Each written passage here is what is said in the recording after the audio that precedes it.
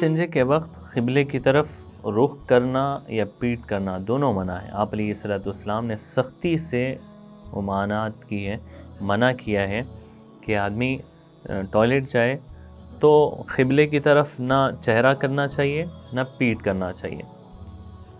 اب یہ گھر بناتے وقت، ٹوائلٹ بناتے وقت اس کا خیال کرنا چاہیے۔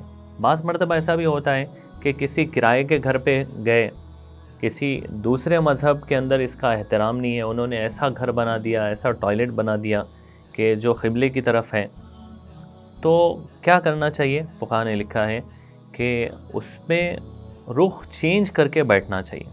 یعنی اب ایسا ٹوائلٹ بنا ہوا ہے تو تھوڑا سا ایسا کراس بیٹھے آدمی اپنی حاجت پوری کرنے کے لیے، یہ اس کی اجازت ہے۔ قبلے کی طرف نہیں کرنا چاہیے، تھوڑا کراس ایسا بیٹھے تاکہ قبلے سے دور رہے، اور اس کا بدل تلاش کرے، دوسرا گھر شفٹ کرے آدمی، جب تک اس گھر کو استعمال کرے تو ایسا بیٹھ کر قضاء حاجت کرے۔